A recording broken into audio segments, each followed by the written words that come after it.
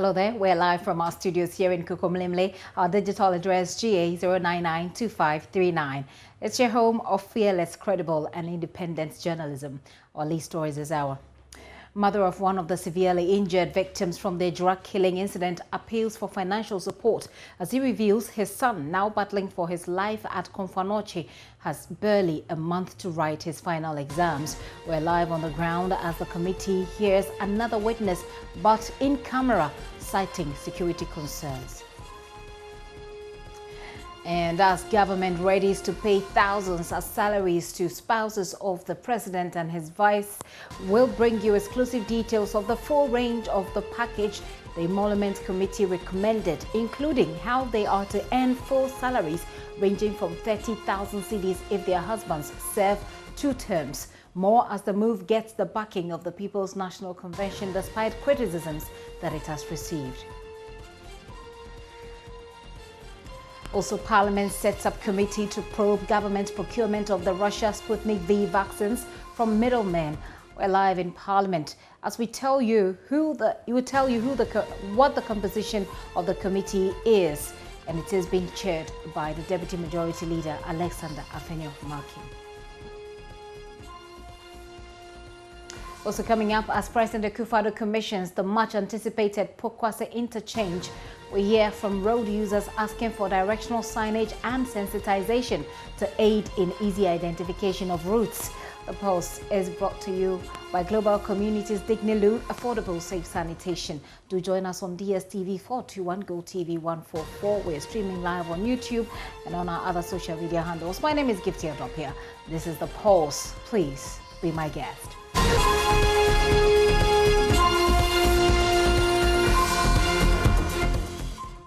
You're welcome to the show. Now, Parliament has set up a 9-member committee under the chairman of Deputy Majority Leader Alexander Afenyo-Markin to probe government's contracts to purchase Sputnik V vaccines from Russia. The committee will have 5 NDC members and 4 NPP members. The ranking member on Parliament's Health Committee, Kwabena Minta Akando, will be vice chair of the committee. But there are disagreements over the membership, with Minority Chief Whip Muntaka Mubarak who insisting that the committee should have equal NDC and NPP MPs. Are even committees, and we are able to work. So the view is that let's not have rankings on this one. Let us simply have a chair from the majority, the vice chair from the minority side, so that they'll be able to work.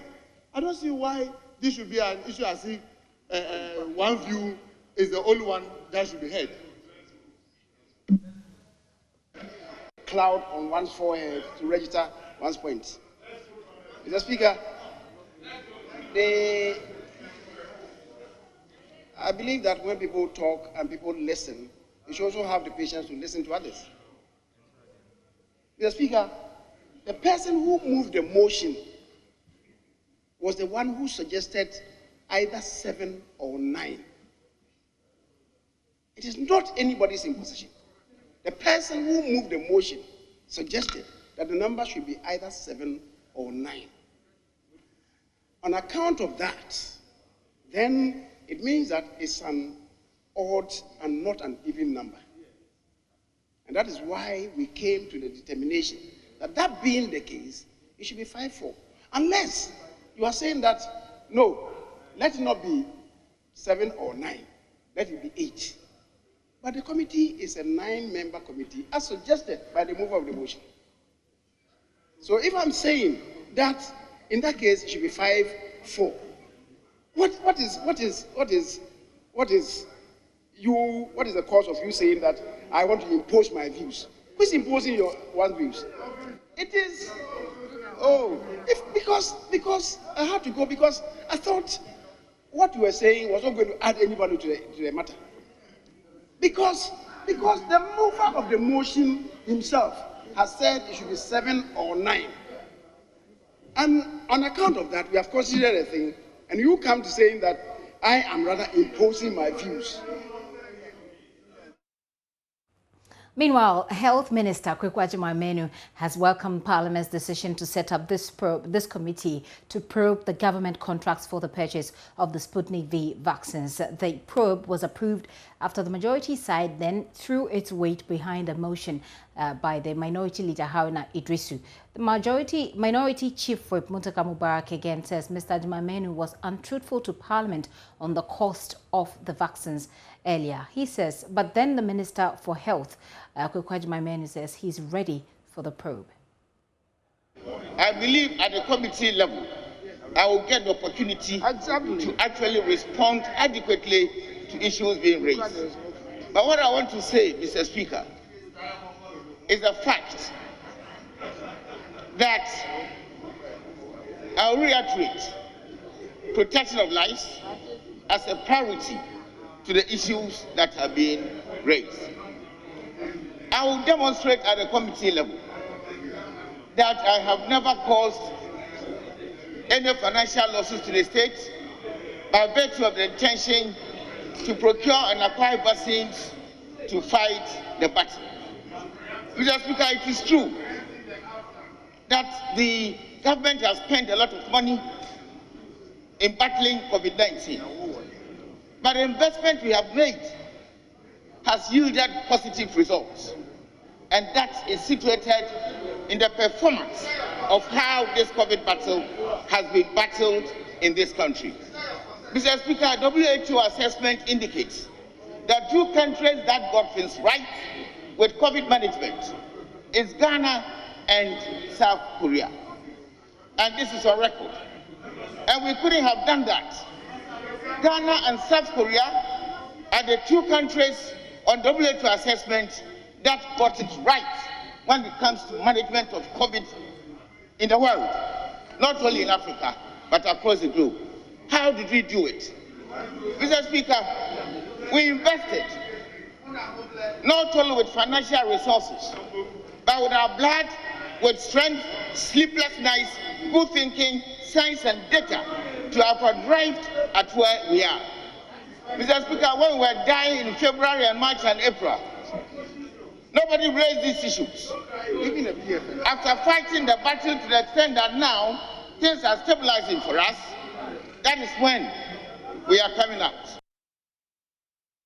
And that's the Health Minister who indicates his readiness for this probe. Joseph Opoku is our Parliamentary Affairs correspondent. He's joining me now. Hello, Joseph. How was the disagreement resolved finally? Gifty, good afternoon to you. Good afternoon.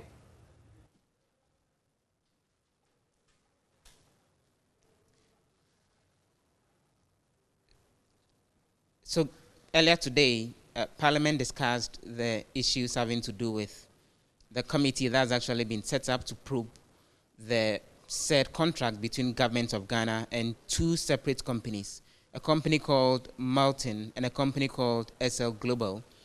The said contract that government went into with these two companies in order to allow for the procurement of the said Sputnik vaccines. You know, actually yesterday is when Parliament approved a motion that was moved by the minority leader Haruna Idrisu for the establishment of this particular committee. And after the motion passed, the decision was taken that today the committee members as well as the terms of reference of the committee will actually be laid out. So earlier today, we got those details emerging. The committee has 3 weeks to finish its work. It's actually a 9-member committee that's chaired by Alexander Markins, who is Deputy Majority Leader and MP for Afutu. And it has Kwabena Minta-Kanda, who is the MP for the Dwaboso constituency and the ranking member on Parliament Committee on Health as the Vice Chairman of the committee. Let me run you through the other 7 members of the committee. It also has Dr. Uefriye, who is Chairman of Parliament Health Committee and MP for Efidiase as one of the members. Sheila Bartels, who is also one of the new members of Parliament, is additionally serving on that particular committee. Farouk Aliu Mahama, who is the MP for Yendi, is also serving on the committee from the side of the NPP. And from the side of the NDC, we have Bernard Ahiafo, who is the MP for Akachi South, and also a member of Parliament Constitution and Legal Affairs Committee on that particular committee that's doing the probe. So those are the members of the committee. There are actually 9 of them, 4 of them from the NDC side, as well as 5 of them from the NPP side. Now, Gifty, let me run you through the terms of reference of the committee briefly. There are 7 of them. First of all, they are to determine whether the procurement and supply contract between the government of Ghana and the 2 companies I mentioned earlier, SL Global and Malton, actually were international transactions, and whether they had to come to Parliament for the necessary approval, because then that's a specific requirement of the Constitution. So that's the first term of reference as to whether the said transactions were actually international transactions that should have come to Parliament for the necessary approval first. Secondly, the committee is also expected to determine the procurement processes that were actually rolled out before the said middlemen were engaged, and whether those processes went through the right procedures, whether the procurement processes were actually proprietary in terms of the processes that unfolded. So they are to also determine that. They would also ascertain the cost of the vaccines that were being purchased and the justification for the cost.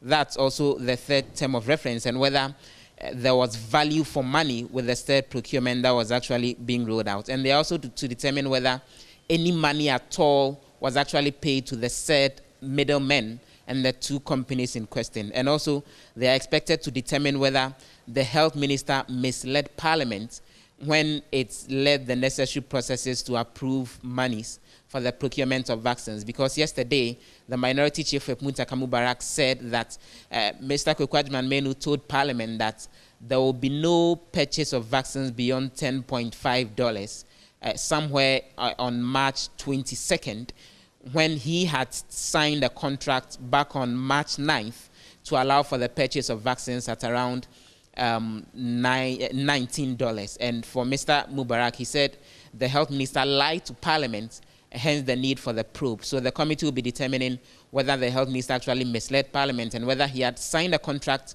far in excess of the $10 when he was in Parliament and at the health committee saying no purchase will be done beyond $10. And finally, they are supposed to determine anything else that they find relevant within the remit of an investigation into the said contracts having to do with the purchase of the Sputnik vaccines from Russia. So those are the details of the terms of reference of the committee that was actually set up yesterday to probe this particular issue. Gifty. Interesting, and a very detailed report there, Joseph. But there are other things that have been happening in Parliament, so it's a very long day. Let's start with the car loans for loans for vehicles for members of Parliament. What has become of that particular conversation in Parliament?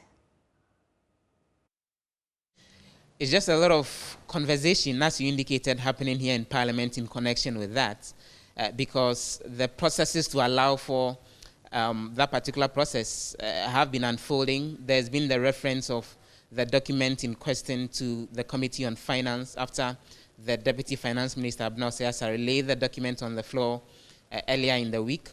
We are still waiting for the Finance Committee to actually consider this and return with their report. From what we are told, this is actually not something that the Finance Committee has completed work on it as at yet. But we've been getting a lot of details on what exactly this whole deal is all about and what it would mean. We all know that it's actually a contract and a loan facility that has been procured from the National Investment Bank to the tune of $28 million. But government is virtually just guaranteeing it. It's going to members of Parliament specifically, and members of Parliament are expected to pay back portions of that loan. Earlier, the indication, as we had all heard from the members of Parliament, was that they were going to pay back this particular loan in full. But going through the documents, now we're gathering that they will not be paying back this particular loan in full. So let me just run you through the specific details of that particular contract. It's a $28 million contract. When it comes to the repayment, the repayment is supposed to be done over a period of 45 months. The indication is that government will be paying 60% of the loan back on behalf of members of Parliament. The MPs themselves will be paying back just 40% of the amount. There is an 8.5 interest rate on the said money. That again, government will be paying for.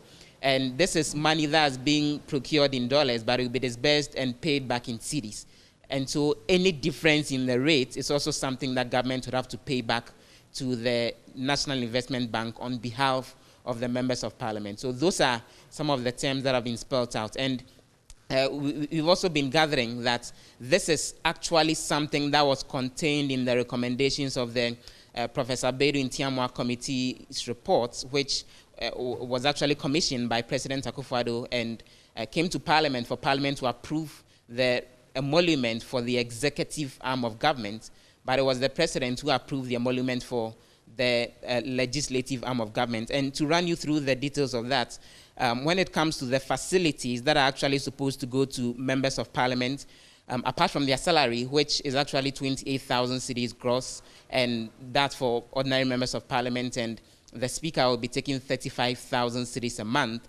MPs are also additionally supposed to get a facility on transportation, which is actually the point that the state should facilitate a car loan not exceeding $80,000 for members of Parliament, and 60% of the cost will be borne by government and 40% by the MPs themselves. Apart from that, MPs will be getting an official accommodation or 20% of their consolidated salary if they don't get that official accommodation. And the recommendation says all utilities and furnishing are to be borne by the MP, as this is already included in the said consolidated amount. That's not the only thing that they are getting.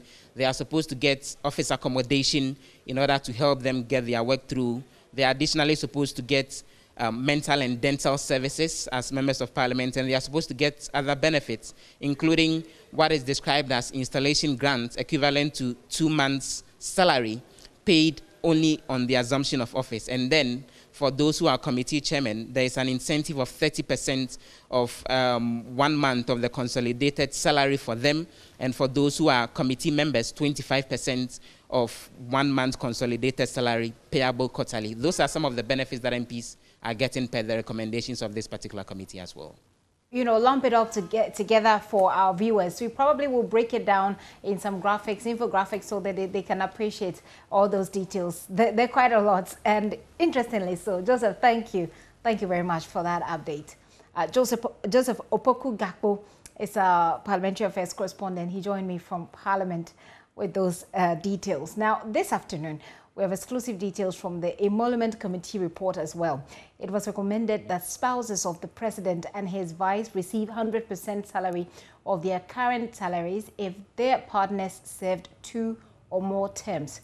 The salary level is at the figure of 30,644 cedis for the First Lady and 30,206 for the Second Lady as the wife of the Vice President. Now, these are recommendations that receive the blessing of Parliament. 2 suits have been filed against government seeking to block the payments to the spouses, despite government's explanation that it was Parliament that approved what had been recommended by the committee. My colleague Joseph Akable is joining me via Zoom with some details of this report. Joseph, run us through what specifically the committee found about the payment of these allowances to spouses of the President and the Vice. You seem muted. Okay, I can hear you now. Go ahead. So first, the committee noted that for some time, various amounts were paid, starting specifically made reference to the Kufuor era, but said that there was no legal basis for those payments to be made. And so it suggested that it should be regularized. That was the word that the committee used. And in doing so, the committee did indicate that it was important that they are put at certain levels. And so they should be treated as Article 71, not directly making reference to Article 71, but put them in the table that they're provided for the executive and put them at various levels. And so that was the point that the committee had about the fact that, yes, the payments were being made from the Kufuor era. There was no legal basis for those payments, but regularize them. And that said that there's a table below, follow the table and decide how each of them is supposed to be paid. And so this table essentially provides the details. Let's talk about the specifics and what they are to receive. First, that of the First Lady, and then we go on to the wife of the Vice President. Okay, so specifically for the spouse of the President, which is the First Lady, the recommendation was that there should be payment of a salary equivalent to Cabinet Minister MP as currently pertains. And as at the time the committee report was being prepared, that amount came to 33,270 cedis. Now, the recommendation comes in two ways. What it does is that it gives you a figure and tells you that should your partner serve 2 terms and leaves office, that figure now goes down. And so the starting point, and as of June 2020, the amount that was to be paid to the First Lady, since the husband was still in office, per the recommendations of the Emoluments Committee, is 33,270, while that of the Second Lady was pegged at 32,832. And with regards to what position she was placed on, payment of salary equivalent to a cabinet minister non-MP as currently pertains. And so that is how come we arrive at those figures. In terms of for the president and the vice, the president, the amount that was stated in this report as of June 2020 was 47,277, while that of the vice president was 39,397. And so we see the levels being that you have the president obviously taking more, the vice follows, then it comes to the First Lady and the Second Lady, but they are being pegged at the levels of cabinet minister MP, cabinet minister non-MP.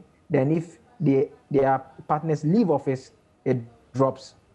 So that is how come, that is it by way of the figures that were put out in this particular document. Well, we also have a sense of what the committee recommended as the new salary level and how it should look like for the president and the vice, which is what you have taken us through. Is there anything else that we ought to share with our viewers, Joseph, as far as this document is concerned before we move on? In fact, the concern that they raised was that they had realized that when previous committees, emolument committees that had been constituted, when they make recommendations, there tends to be an upward adjustment before it's eventually approved. And so they said that that's affected. And so that explained that even when they had made recommendations for the presidency, they ended up making adjustments for the vice president in some instances and led to a situation where there was just a 10-point difference. So what they do is that in the actual salary document, it's on point basis. And so the committee said that their suggestion was that the figures that they were recommending currently should not be tampered with by way of their points. And so as it stands now, the president, the amount that we mentioned, the 47,277, is actually at 120 award points, while that of the vice president is at 100 points. And that explanation that they gave was that they don't want anything to be tampered with, such that you'd have anyone moving close, because they believe that the president occupies an important role and should just be left at that particular level. Another very important recommendation that they made was that it is important for an independent emolument body of sorts to be established, because they said the manner in which it is carried out, they didn't believe that it was a sustainable way, neither does it address the concerns that springs up within this period. And so they thought that if it had been a tax that was handed to an independent body that was performing that tax specifically, that should be done. They also said that they do not expect that the adjustments are done in a manner that does not reflect the general increase in public service salary levels as well. Joseph, thank you very much for the details of this particular document. Joseph Akablay there, who helped us to understand the details of the committee's recommendations. Now, I have governance expert Dr. Fred Ejura. He's joining me via Zoom, so we'll have a quick conversation on this. Doc, thank you very much. There have been concerns that have been raised. There are those who say this has no legal basis, but then this has gone through Parliament. So for those who are rejecting this on the basis of its legal basis, would you say their rejection or their criticisms are legitimate? There may be some basis to what they are saying. And especially now that they've proceeded to court, I am very happy, because we need to get some of these issues sorted. This is something we've always had issues about for too long. But it is based on a constitutional provision that even this committee is set up. The committee is set up by law. It has to go through processes. Parliament and the presidency must approve these before they become implementable. So if there are questions being asked about legitimacy of the process, well, I'm happy we are going to court to resolve it once and for all, because we can't keep on having the situation every 4-year cycle. And I think let us have this resolved once and for all. But the question I ask myself is, this has been through Parliament and out for about 6 months now. Why are we now having this challenge today? I think we must bring some level of, when we discuss such matters, we must be open about them.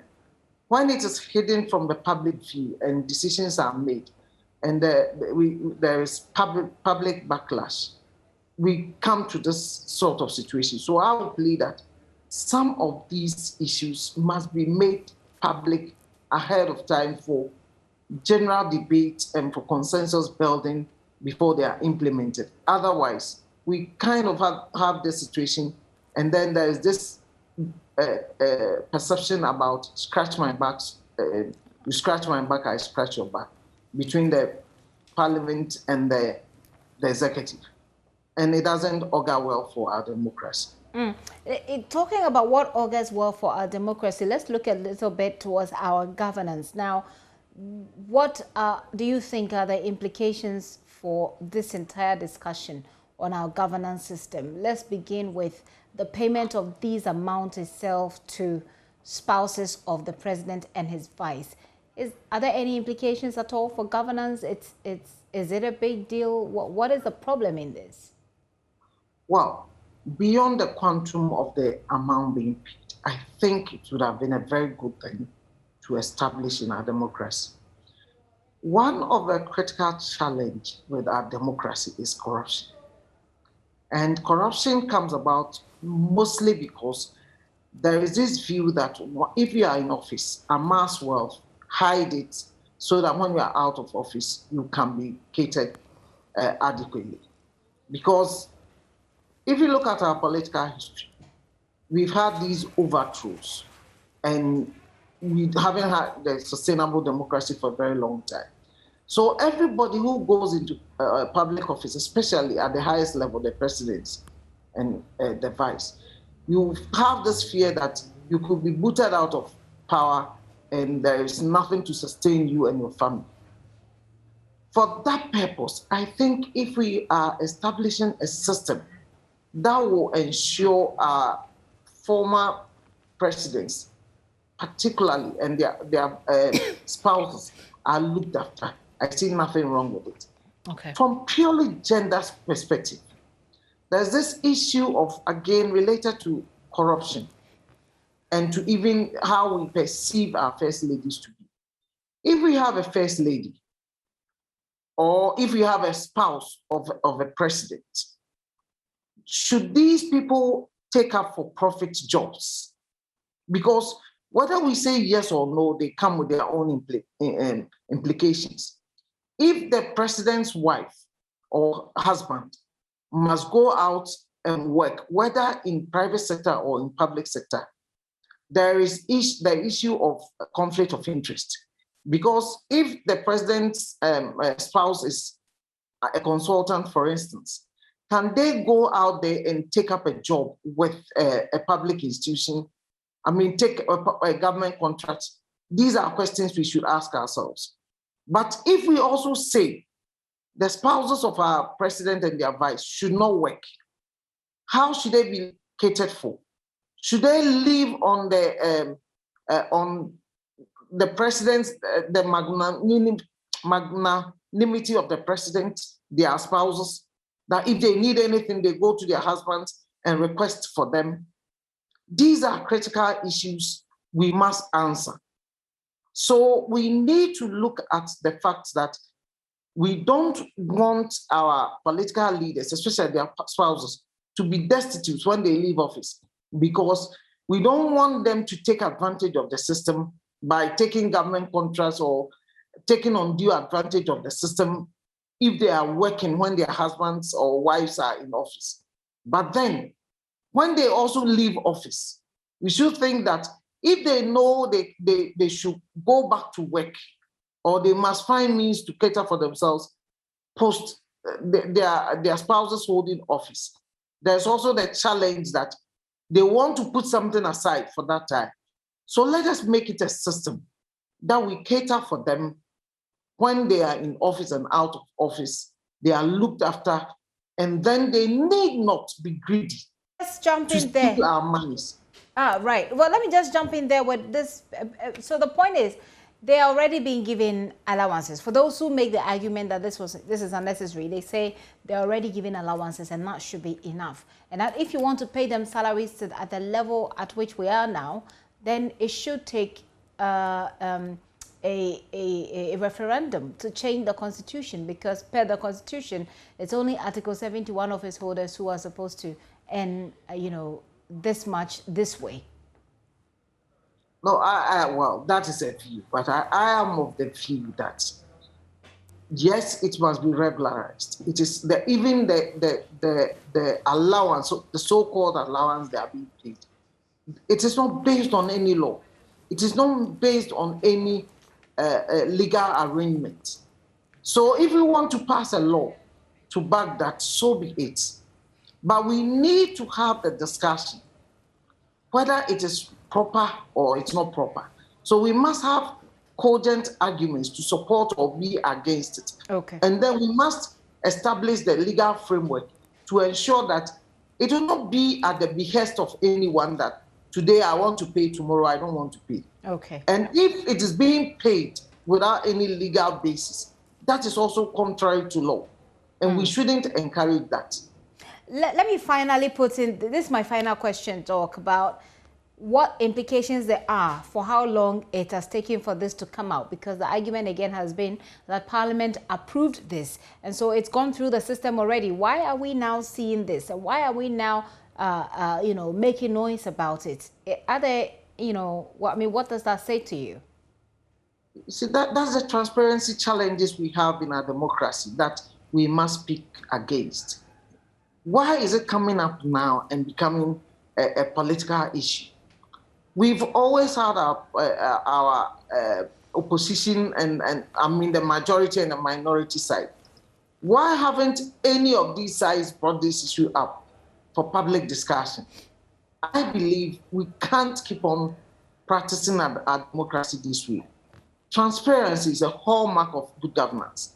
So if we want to have a good democracy, we must ensure that some of these issues come up at the appropriate times for us to discuss, not when they are being implemented or after they've been implemented. During the design phase, we all should be aware for inputs to be made by all and sundry. That is what I find quite unacceptable about this whole process.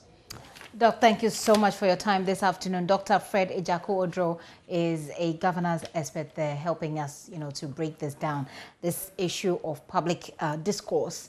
We break it down to get the understanding. Thank you once again. Well, let's head to former President John Mahama, who's saying that attempts to sneak the spouses of president and vice into Article 71 office holder group is problematic.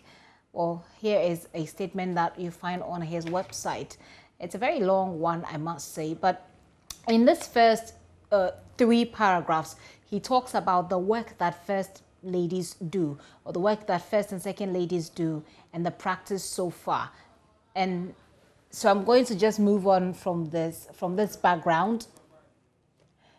And then he begins to talk about the distinction that ought to be made between allowances payable to spouses of the president, the vice president, former vice president, and former heads of state. He says that in the first government of the Fourth Republic, during the Rawlings administration, some recommendations were made to provide allowances to the spouses of president and the vice, and additionally, as a gesture of reconciling with our past, the spouses of former president and heads of state were also given. Now, let me move again from this paragraph. Like I said, it's a very long write-up. So let's move on. He talks about, in this paragraph you see there, he talks about what has been happening, the raging issue that has generated what he called passionate debates among Ghanaians, both on social media and traditional media. That's when he begins to now address it specifically. He says that it has been in respect of a report confirmed by government that the spouses of President Akufo-Addo and the Vice President Dr. Mahmoud Bawumia are placed on a monthly salary at the level of a cabinet minister.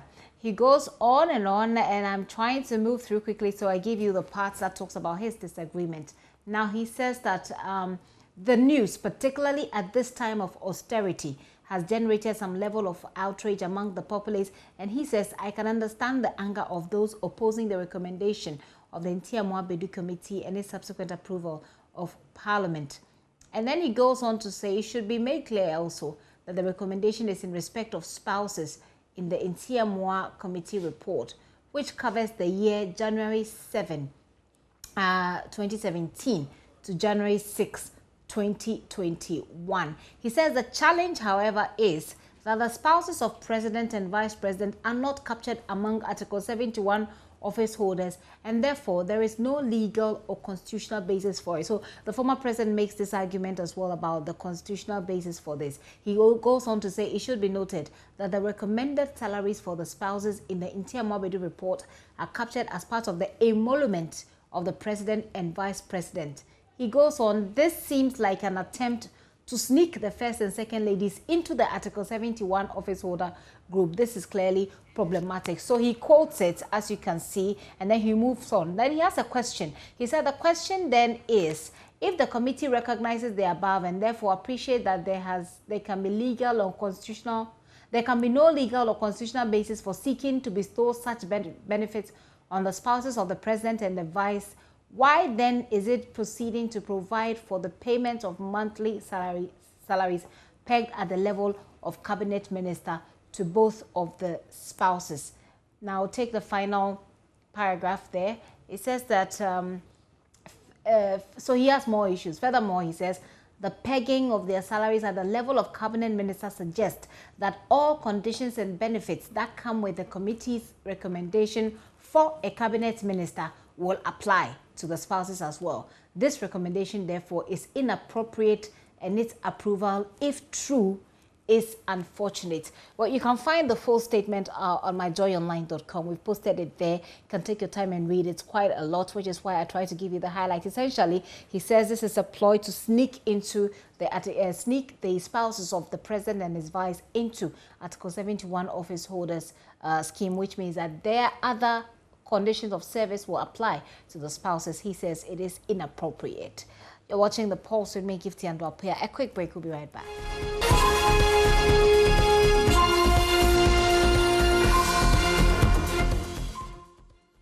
Welcome back, and thank you for staying with us. Now, according to the Global Cybersecurity Index, about 1 billion people worldwide became internet users for the first time between 2015 and 2019. These users, according to the report, counted on governments to enhance cybersecurity norms and protect the increasingly exposed personal and financial data owing to global losses due to cybercrime. Here in Ghana, we've launched the new cybersecurity law, which is expected to deal with the growing concerns of crime associated with it. This afternoon, we would like to have a conversation looking at this law, its implications as as well as associated sanction regimes. Joining me via Zoom for this discussion is the National Cybersecurity Advisor, Dr. Albert Entry-Wesiako. Doc, thank you very much. Good afternoon. Let's start by congratulating you on Ghana's ranking as the third in Africa when it comes to Global Cybersecurity Index. First of all, what do you think accounted for this ranking? Madam Gifty, thank you for the opportunity to speak to your viewers. And we appreciate your comment with respect to what Ghana has achieved together. I must first of all say it's a collective achievement because for the past 4 years, the government has worked closely with the private sector to implement certain, what I call the building blocks, and that has received international recognition. Let's look at what ITU stands for. It's a global regulator of the ICT sector, of which cybersecurity is a subsector in this particular area. But the most important thing is how significant to us as a country. Indeed, being third on the African continent and number 43 globally is not to say we are immune to cyber attacks, not at all. But it tells a story that within the last 4 years, the government is doing so well in putting the necessary structures in place by way of legislative framework, by way of organizational measures, capacity building. So it tells us we are about 86% ready to be able to exercise the activity relative to cybersecurity. For example, you mentioned about this law. It contributed to about, our ranking globally, because we are among the few countries on the African continent, possibly the topmost, to have such a comprehensive legislation. But why does it matter? We're talking of, let's say, standardization. You need a law that will provide a framework to be able to standardize cybersecurity practices. So I think it's quite huge.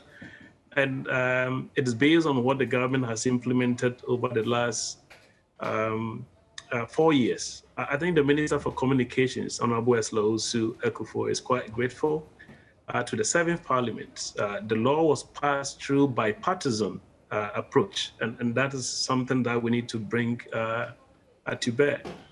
And of course, after cabinet approval, Parliament took this up, and we've been able to get it. But once again, a number of agencies were involved in the drafting and the passage of the law. We're talking of BNI, NCA, NITA, Data Protection Commission, the National Security Outfit itself, private sector players, industry, telecommunications chamber, the civil society group. So I think in our international partners, the US government, the UK government, the government of Israel, and I think that is where the credit should go. But really, indeed, it tells the story that Ghana is taking serious steps to build its cybersecurity readiness in view of our current digital transformation agenda. Gifty, thank you once again for bringing that in perspective. Pretty elaborate one there. But let's look at the current standards when it comes to the new law. Individually and as organizations, what should people look out for as far as this new law is concerned? Okay. I think there are quite a lot. Gifty, thanks for the question. Really, the law establishes a regulatory framework. So by that perspective, you expect that there will be a lot of standards or expectations. But I think the most critical one for a digital economy to survive is the question that borders on the critical information infrastructure. So we look at section 35 to 40 of the Act. There are certain ICT infrastructures, databases, networks that are so critical to our well-being, and of course, for our national security. So we're talking about the banking environment, the telecommunication infrastructure, critical government infrastructures, paperless port system, mobile money interoperability infrastructure, national ID system, the lecturer databases, the water system, the energy, the mining, manufacturing, water, and so on and so forth. These are critical systems that any attempt or successful activity that will compromise their confidentiality, their integrity, or their availability could have impact both on our economic and social lives. Also, they could actually impact on our national security. In view of that, there are certain standards that have been introduced into the Act by way of designation, by way of registration and risk management approaches that businesses who falls into this category will have to adopt certain. Indeed, Gifty, in the coming weeks, the sector minister will outline certain interventions by way of designation, and businesses will have to comply to ensure that we have the best protection around these critical systems. We need this to be able to guarantee the smooth operations of our digital economy in this particular case. That goes to certain businesses that falls into this category. But you did also ask the question about individuals. Of course, individuals will, by way of standards, for example, if we're a cybersecurity practitioner, let me put it lightly, somebody says I'm ethical hacker. I think there's a licensing regime that people who are going to exercise the business of cybersecurity will have to be regulated in court. Why? It's a sensitive area, it's a security area, the state needs to have visibility. It is also good to even develop the ecosystem, and that is one area that will also have implications. But apart from that, individually, I think there are certain criminal offenses. One of the areas is mostly sexual offenses. That has really, I want to bring this up because the National Cybersecurity Center collate results. And if you take online impersonation, the second most reported incident is mainly sexual offenses by way of reporting people's leaking intimate images or videos. And the law is quite clear in this particular case. If you take section 62 to 68, there are certain offenses that we need to be very careful, even by way of just a threat to distribute certain images could carry up to about 3 years in prison term. I think we need to also look at it because sometimes we feel like this is just a lighter issue. A teenager or a man is threatening the girlfriend for leaving, and if you don't come back, I'm going to distribute your picture. I think this could lead you. But where there is even an extortion, there's element of extortion in this whole dynamics, could actually get somebody to about 25 years in prison. So these are some of the implications of the law that we need to know. I want to talk about a bit about cyberbullying, but before that, you mentioned, with the highlight that you mentioned and what you said the sector minister will be doing soon, there have been concerns about, protection of privacy, when it comes to government's oversight responsibilities of the cyberspace.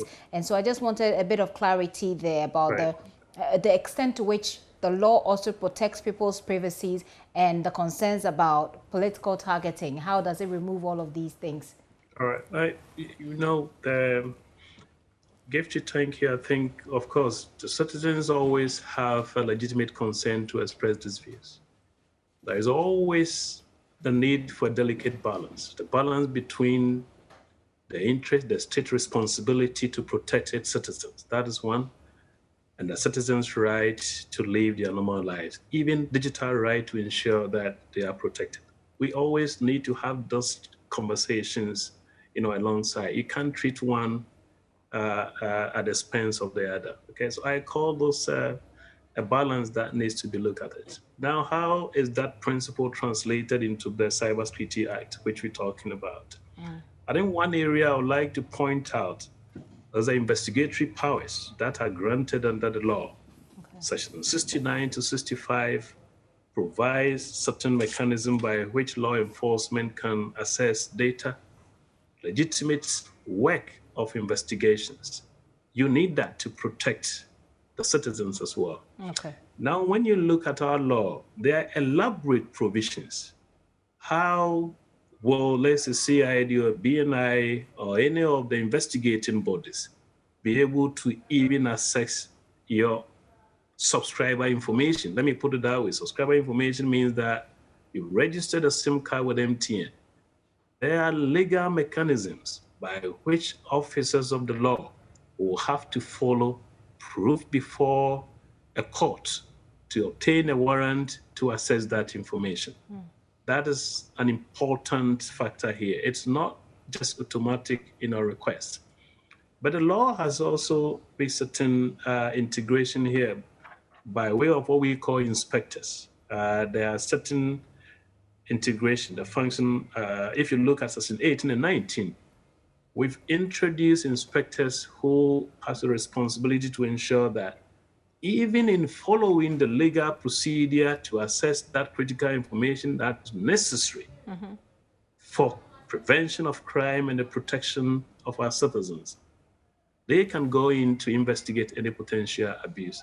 So I think it's a question of strengthening the various checks and balances. The Data Protection Act, Act 843, I think clearly spells out the citizens' protection, the rights under data. I mean, they are right, even in the digital space. But the most important thing is this law is quite elaborate, and even before a law enforcement agency obtains any information, it has to go through a rigorous process to prove before a court of law before that information can be obtained. That brings me to how individuals can then lodge complaints. Is there a laid down procedure through which individuals can complain when they feel that they're being, All right, that's very important. The complaint mechanisms with respect to privacy abuses are addressed by the Data Protection Act, Act 843, and no law can take that powers granted under the law from the Data Protection Act. So that remains the procedure. And I believe the public and the citizens should read that particular, because that really empowers them to exercise their rights in terms of data protection right. But what I want to bring to your attention is this Cybersecurity Act provides another mechanism for joint cooperation with the Data Protection Commission. For example, if you take Section 13 of the Act, there is a joint cybersecurity committee which is represented by the Data Protection Commission. So some of these issues are also discussed at that level, together with other agencies and in some cases the private sector, to address certain concerns that may arise relative to the implementation of the law. Interesting. We've spent quite some time on this, but as you said, the law itself is elaborate. It's got a lot of information that ought to be broken down. How soon do we expect the sector minister to roll this out? I mean, how soon do we expect all of these to become reality?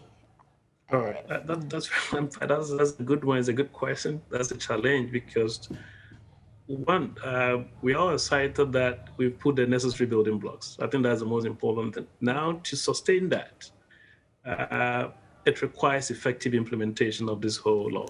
I want to be very candid. Without effective implementation, I don't think we're going to stay even where we are. We will actually come back if you look at the rate of digitization. So I think it's good, Gifty, to inquire as to what is being done. Currently, there are a lot of internal processes ongoing because you are setting up an authority. In fact, the center here is going to transition into a cybersecurity authority, and a lot of internal processes are being done. I believe in a matter of weeks, I won't say months. Once again, minister will also have to run processes through cabinet for cabinet information or cabinet approval. So, but one thing is clear: before the end of the year, you see this law come into full force with respect to the regulatory interventions that the minister is empowered to do in this particular case. Doc, thank you very much this afternoon for breaking it down for us. Even if it's not all the information, we appreciate it.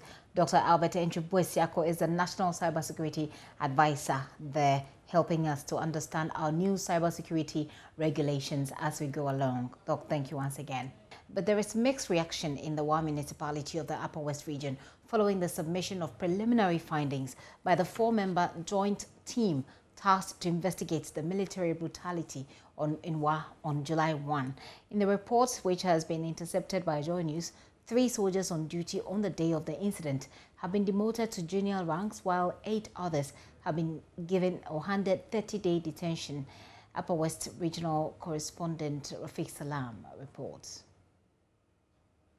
Residents and shop owners at the Tindamba Crescent are still recovering from the July 1 Republic Day brutality suffered at the hands of 86 young soldiers. Stream of innocent persons were whipped with canes, others battered with boots, pushed to the gutter, and asked to lie supine. A dozen of them were subjected to military drills by being asked to roll on the hot asphalted road. I was asked to go on the floor.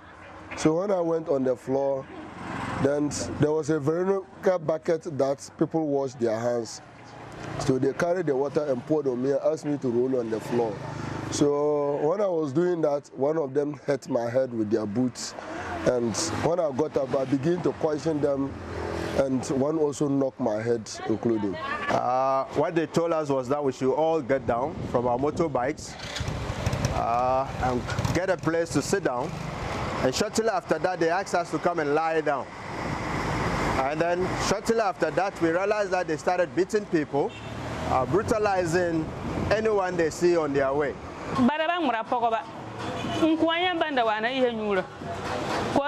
They were not beating women.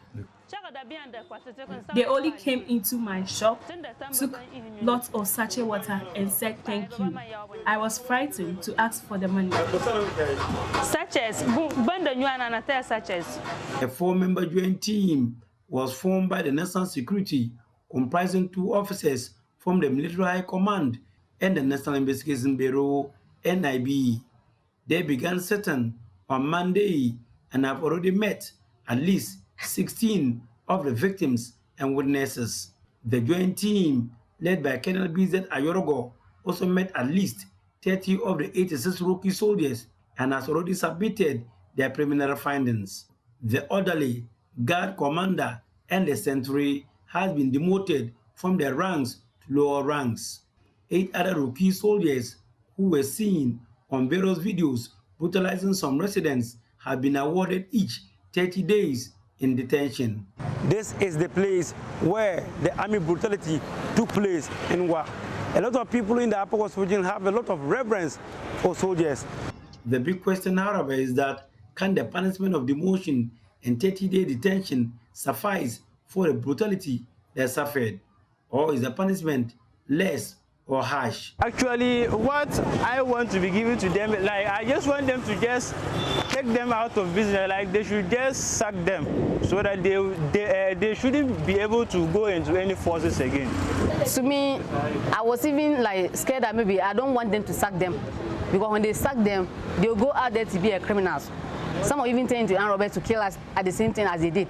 So it's better for them to do like they should go through the punishment and they should let them remain there. To me, the punishment is cool. They should take the said group that acted this way back to Accra or headquarters that they think they can give them discipline. The training that has been given to them has been misappropriately applied. For some, the respect they used to have for the military has now been flamed out. I think the respect that the people of Upper West have for the military it has gone off. At first, when you see a military man, you only look at the person and admire the person being a military man. But for what they did, when you see a military man, you see the person that fear that we used to have that for military is due before you complain as getting out of us. So we don't have any respect for them. For most residents in the one municipality, they could not be forgiven or forgotten unless justice has taken its course. For the chain of impunity has permanently been broken for unquestionable crimes such as these. Reporting for JoyNews, Rafik Salam. Now, the Ashanti Region Police Command is counting on public partnership to help solve the recent murder cases in the region. That's the story I tried to bring you earlier. As we know, 3 people have been found murdered in the past 2 days, with 1 decapitated. 1 suspect has been arrested so far and they're being tried. Now, Nana Aljuma looks at this story as far as police and civilian collaboration to unravel such murder cases.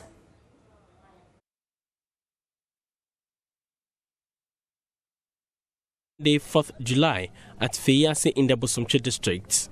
38-year-old Kwabna Sapon and 1 other who is yet to be identified were found dead at Bampontin and Tafopankrono respectively. So far, police have arrested 3 in connection with the Feyase incident as investigations continue with other cases, though no suspects have been arrested.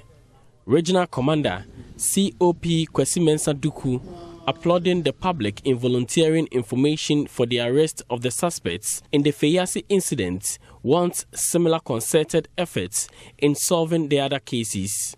In contemporary policing, it is a shared responsibility. The police alone cannot do everything without the support of the public. Those who are committing those crimes or these crimes, we are staying with them. They are with us in our communities. We know them. So what should prevent the citizenry to disclose the identity of those who are committing those crimes in the society? So the information is very necessary. So at least we ask the public that they should be ready and divulge information to the police so that quickly we can move on and then we are able to achieve results. He maintains security is a shared responsibility. He spoke to JoyNews on the sidelines of a donation of a borehole to the service by Bompata area of the Church of Pentecost. The water system is to solve water challenges in the police quarters at the Central Police Station in Kumasi. Apostle Yao Ejay Kwatin is area head. Because the police administration is an important institution in the nation. they see to the peace and order of the nation and see to it that properties and lives are kept. And because they have numerous challenges which the government alone cannot support, we decided to support them in this area by coming to drill a borehole for them so that the water problems that they have, at least we can solve a portion for them. So these are motivation, the love of God, and then the vision of the church for the next 5 years. Now, family of one of the 2 persons killed in Ejura clashes are raising concerns over the work of the ministerial committee probing the incident. Relatives of Murtala Mohammed say they will not appear before the committee unless they receive official invitation. Brother of the deceased, Alhaji Mohammed Ibrahim, who is also an elder at the Ejura Dagomba Chief Palace, describes the decision of the committee not to send official invitation through writing as a disrespect to the Dagomba Chief of Ejura. My colleague Parliamentary of our security desk was at the press briefing organized by the family. And what the krata Emma said, Nana Dagomba Hene, Yebe Hiao Ewa Kumasi, and I Yebe Hiao Ewan cry, and that say. Nasanana Dagomba Hene etifie na wati wo social media say, and now what you have say, committee Ehianua, where you on Hene at the first time where you paying ono na wo e yaumo. Na wasori ako. Me pamucho. Bibi say a sibebre ewa Ghana ha. Ye fixi committee and sana peace council no say them ewa ho. Bebre asi at the end no unhu results to be a wom. At the end no unti information bia. Enti wenu ye pese mani nkoye ti se dia twam no bi. Enti na ye dede yesre ye mpanyimfo ne titiru regional minister. Yesre no ala se won bomodia enim die no na won bomodia se anukure be den ebededi. So that is the one of the Mohammed Ibrahim, Alhaji Mohammed Ibrahim. He's an elder at the Ejura Dagomba Chief's Palace and also a relative to one of those who were victims in this particular Ejura shooting incident. He essentially says that committees have been formed in the past when things like these have happened, and that usually when the committees are set up, nothing really comes of the work of the committee. He says that we want this particular committee's work to be different. We want them to be able to unravel what happened. But what they want, they're imploring the regional minister to make sure that something good becomes of the work of the committee. He complained about, as you heard in my intro earlier on, how the invitation has been. He says that the Dagomba chief is an elderly person. First of all, he's a chief and then he's an elderly person. And if you want him to appear before a committee, it should have been done officially and through a written letter. Parliamentary, who has been on the ground for us, is joining me right now. Let's go over to him. We've done the summary of what he says, but the press conference itself was scheduled for 12 o'clock. Do they explain why it took them this long to finally do it? Was there a problem? Apparently, the first interview you played is from another family and not Ibrahim Mohammed's family. This is from Murtala Mohammed, one of the 2 persons who was killed in Ejura. And this particular gentleman or the disease is a relative of the Dagomba chief in Ejura. So this is a different family talking now. But we have the Mohammed Ibrahim Kaka's family with us. Very soon they will be talking to us as far as their grievances are concerned per the work of the committee. So this is a different matter altogether, Gifty. Run us through everything else that they said at this particular press conference and what Kaka Mohammed's family have also been saying. The family is not happy with the work of the committee. They say the committee has disrespected the family, especially the chief of Dagomba in Ejura. For instance, he is not any mean person. Expect the committee to officially write to the chief and his family calling for or inviting them to appear before the committee.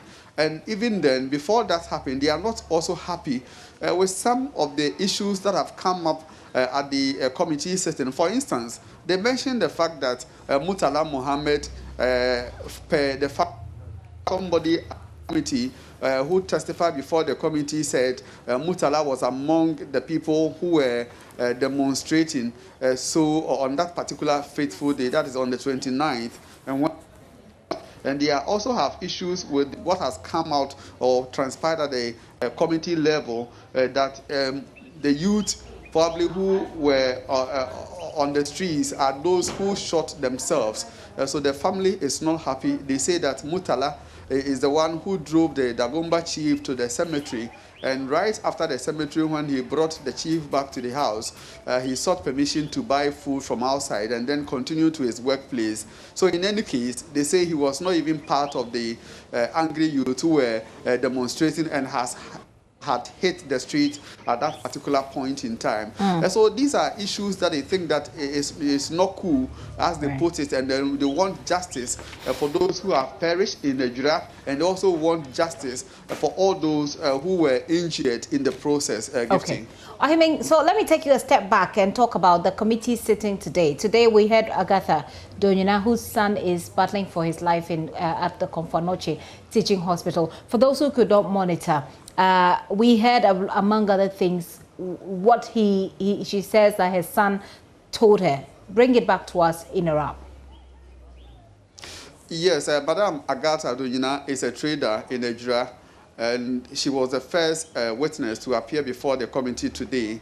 Today, the committee, which usually sits at 10 a.m., had its process sitting delayed for more than an hour because they had to wait for witnesses who have to come from Ejura and other places. So when the sitting kicked off after 11:30 a.m., Madam Agatha Donyina appeared before the committee, and he took the committee through what his son, 20-year-old Louis Ayepa, went through on that fateful day, leading when he also received gunshot wounds from a direction he couldn't tell, until he was sent to the Ejura government hospital and then transferred to the Konfanoche teaching hospital. He says the son told her when news got to her that the son has been, hit by a bullet. She rushed to the Ejura government hospital and saw her son in that uncomfortable state.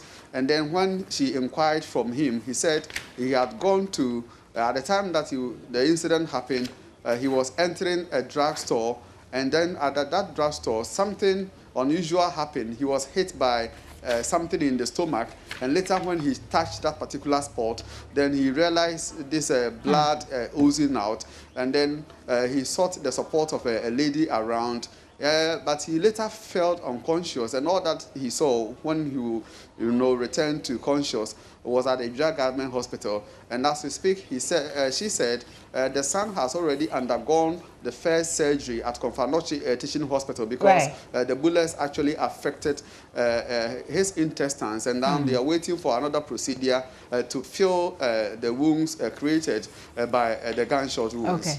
Well, I mean, let's leave it there and bring in the family of Kaka who are with you at the moment. Let's hear from them.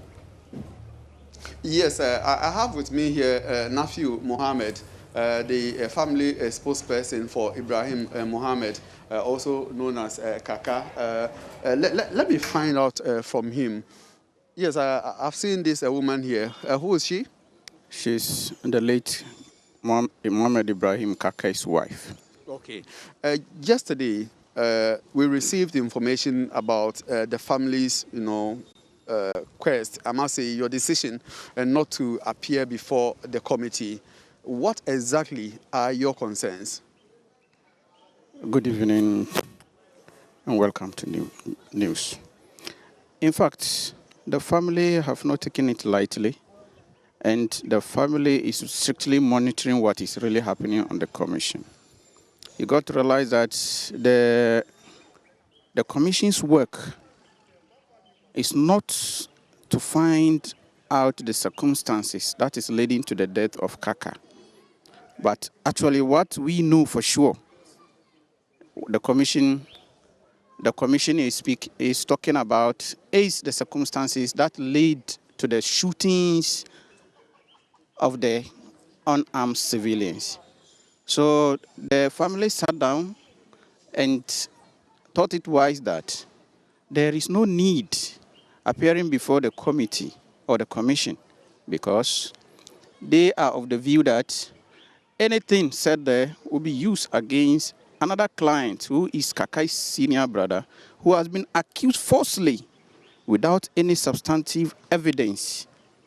So the family decided that they are not appearing before such committee because they are of the view that anything they say there will be used against them in the law court.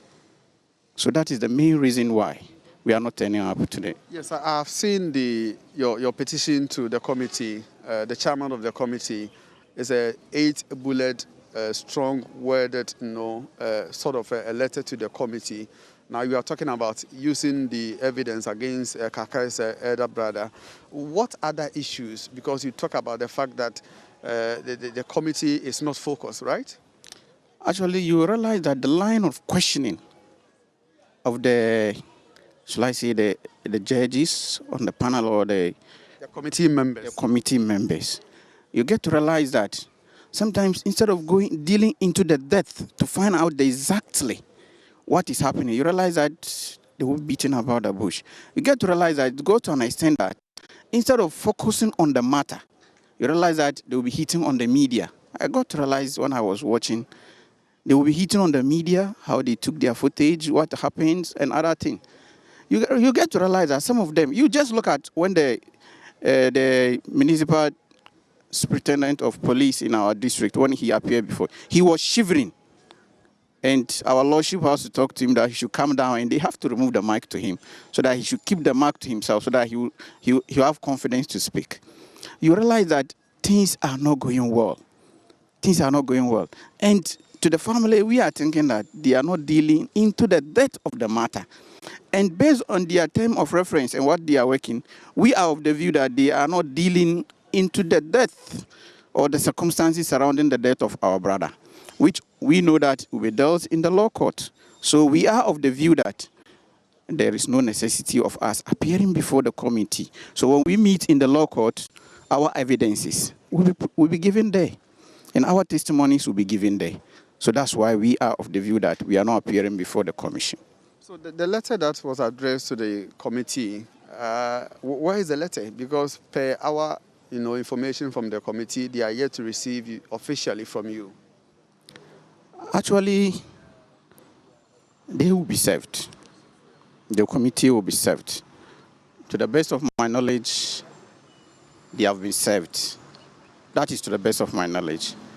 But I will do my checks to find out why the letter has not gotten to them. So what will it take for the late Ibrahim Mohammed's family to appear before the committee? Because the committee still has some days to wrap up its work. You see, it is going to be very difficult for the family since the family has taken a stand. Looking at what we are going through a trying time. So you're looking at the circumstances leading to the death of my senior brother, and what happened the next day. It's also something thought-wise for the family to think of. We have been taking a brother, a husband, and a father has been taken from us. And the next morning we'll be kicked with another blow, which is total falsehood. Everybody in the house knows that it's total falsehood. But there is an element of fabrication that is going on, of which we will find out. Fabrication from where?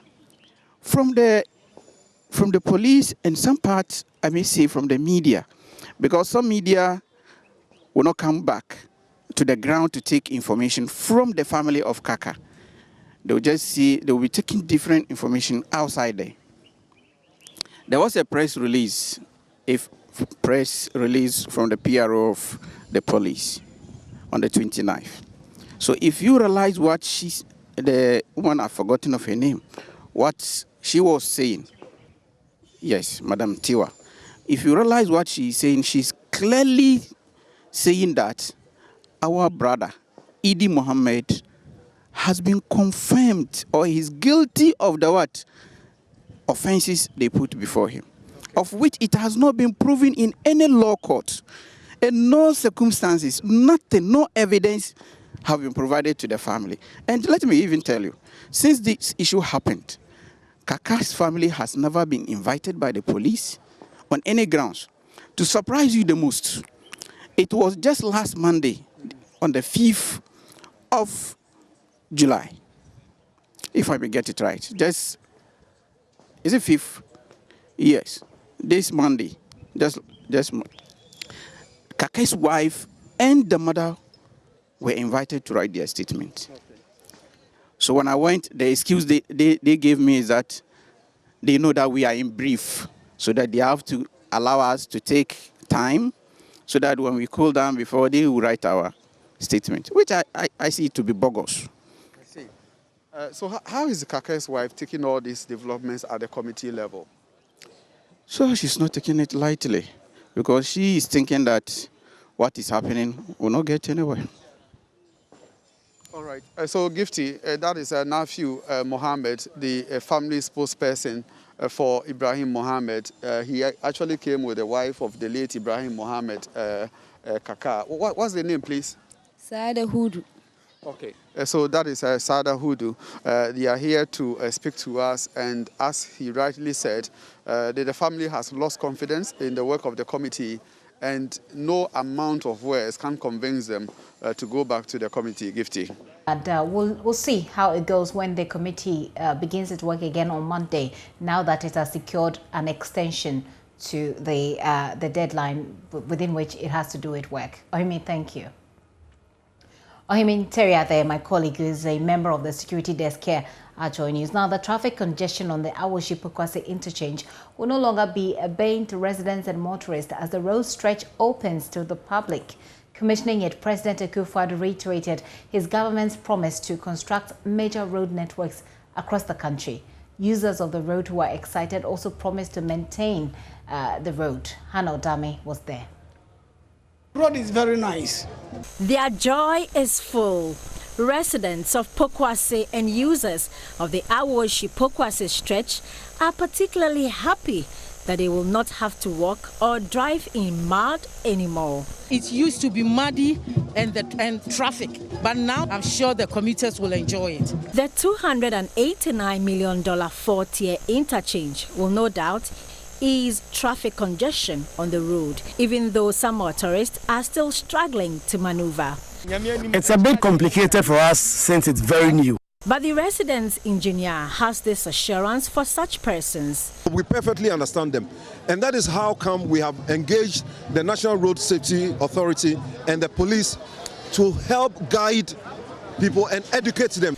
Being the first of its kind in Africa and the second in sub-Saharan Africa, construction of the interchange came along with other benefits for the community. This project also involved the rehabilitation of the Bobiman Women's Group Center to train women in pastry, bread, soap, and bead making. The rehabilitation of the Manchie Gari factory for the processing of cassava into gari and starch. The protection of the 3-hectare Gua sacred forest, and the provision of ICT labs for 14 basic schools, which will help train some 10,000 basic school children within the Ghana North, South, Central, and West municipalities. The residents are concerned about maintenance. People for the nation also must do well and maintain the road for us, not to drop the refuse. There are some trucks that when they overload their goods, it also destroys the road. But the roads minister have an answer and also warned against theft as well as construction of unapproved structures. City authorities to make sure that we maintain the greening aspect of this interchange and flora. I would also wish humbly to advise Municipal Assembly not to issue any permit to anybody to erect any structure within this vicinity. Construction of this interchange was partly funded by the African Development Bank Group. From the newly commissioned Awoshi Pokuase interchange, I am Hannah Odame for Joy News.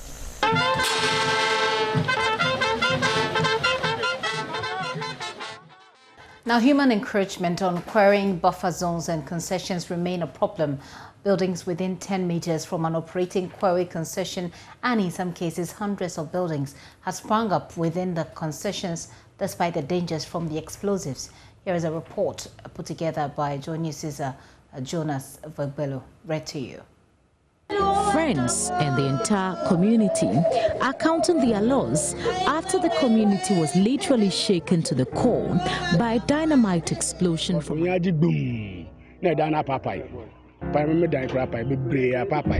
one person was killed in the explosion. The deceased, 38-year-old Ibrahim Mohammed, was in his house when the first explosion occurred.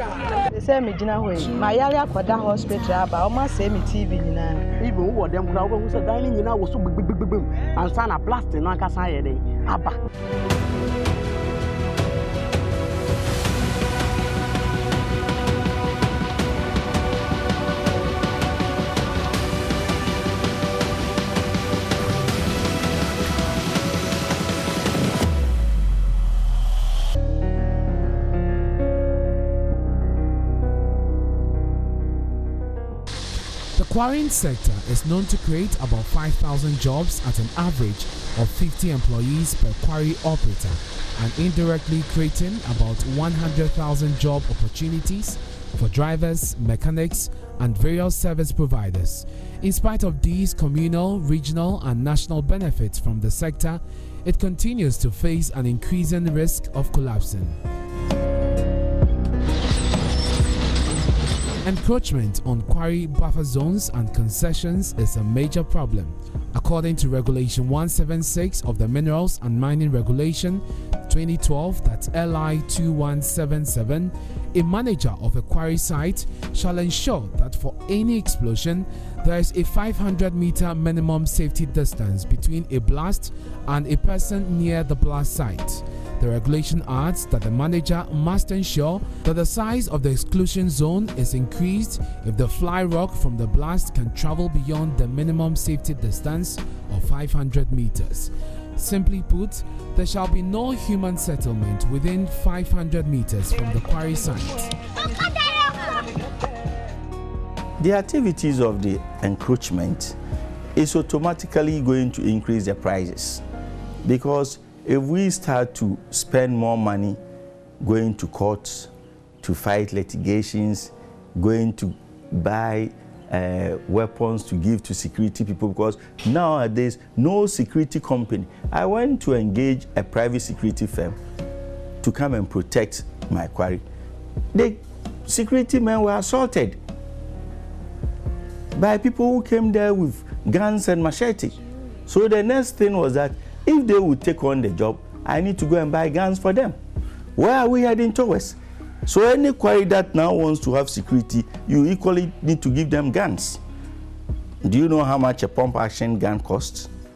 If you are to spend money to buy 10 pump actions for security men, who pays for it? You see, we got to know, the more you are creating difficulties for the activities of the quarry operation, the more the prices will be increased. From Greater Accra, Ashanti, Central and Western regions, this situation has contributed to the collapse of many quarries. Between the chiefs, district assemblies and the developers, as well as operators of the quarries, it is not clear who is creating this problem. I really don't know why they sell the buffer zone to us and they'll sell it to someone else. And anytime you try to take the chiefs on, it turns into a land guard issue, it turns into a police station issue, it turns into a court issue, and it's a cycle that keeps occurring. It's a cycle. We've gone to the extent of trying to demolish some buildings before in the past. We went to court and the people were moved. Just some few years later, that same place was sold to different people again. So we've tried the various options from our side, but now we think it's out of our hands. For the developers in this buffer zone, the dangers associated with living in such an area abound. Reports arrive about the collapse of buildings, people in the communities being hit by flying rocks, and many other problems associated with the blast from the quarry sites. Jonas Vegbelo put that together. That's for watching the Pulse. A quick break. We're right back.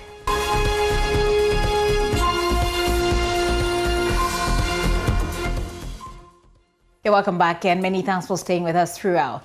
Well, for about 6 years now, I've been hosting this show, The Pulse, as you know. I took a short break and returned to it in 2017. You have stuck with me and the show for all this while. Today, I want to say big thanks to you for the feedback, the encouragement, the criticism, the motivation that have made The Pulse one of the most patronized shows here on the JoyNews channel. You made the show what it is today, and we do not take that for granted. I want to urge you to stay with it. Your love towards me has, of course, been phenomenal, and I appreciate it. I thank you very, very much. Well, my colleague Aisha Ibrahim is taking over from me as the new host for The Pulse because I am taking a bow for now. Aisha. Aww, Gifty. Well, Gifty, thanks so much for your hard work, and we wish you well in your next chapter. I know you will do well, you will excel because you have what it takes. But for you viewers, expect nothing but the best from JoyNews. Your favorite program, The Pulse, can only get better and more compelling. It's always a pleasure hosting you. So stay on the JoyNews channel, keep watching The Pulse. Fred Smith has been the producer since the inception of The Pulse. He joins us via Zoom. Fred, what more should we expect? Yeah, thank you very much, Aisha. Well, it's been a very insightful journey with Gifty as the host of The Pulse. She's demonstrated strength, wit, and skill as our host, and as the producer, I can only wish her well in her next endeavors. And Aisha Ibrahim, yourself, you're equally a very intelligent, creative, and sophisticated host, and you're taking over from here. And that gives me a lot of joy because besides your ability to break down the complex issues with your probing questions, I know that you have the skill to also bring the human side of every topic. So I look forward to that. So that's some excitement for me personally and the rest of the team, especially now that the show itself is rolling out its new phase. And what will be happening now, Aisha, is that the Pulse will be focusing more on Africa, especially. We're looking at West Africa, where our viewership is growing at a very delightful speed. And this will be done with the Ghana angle always on our minds. We believe this will be a great way to expand our horizon beyond Ghana. And we'll continue to bring you analysis of the biggest stories here in Ghana as well, with our correspondents spread across the length and breadth of the country. And we have our eyes, ears, and microphones, cameras everywhere. So, in fact, the biggest network of journalists are here with us. We trust that Aisha will carry us on as we expand from here. It's a great day, the end of one chapter and the start of another. Good luck to Gifty and welcome, Aisha. I can't wait to start working with you, Aisha. And I can't wait to start working with you too, Fred. And good luck to you, Gifty. I'm all tears. We'll continue in the newsroom. I can see the tears. Where are they? It will come when you come to the newsroom. But it's really sad that. But I know you will be crossing paths a lot of times. Definitely. Definitely. This is your home. You would always come here, right? I know. Sure. I know. All right. So viewers, I'll hand you back to Gifty to wrap up the show. And I'm definitely handing you over to Aisha for the long haul on The Pulse, especially starting from Monday. Well, that's it for today's edition. Of course, there's more news at myjoyonline.com, but I really appreciate all of you, and I want to appreciate all of my team members who have been helping and making this what it is. Thank you to all of you. My name is Gifty Ando Apia, and of course, you've been my guest throughout. Thank you so much. Log on to myjoyonline.com for more news and information, and of course, Let's Talk Showbiz is how we end it. We wrap it all up. Well, to Loretta, to Matilda, Gavi, to the camera technicians, to Irama, text producer, all of you, thank you very much. And I'll miss you all. Have a good day.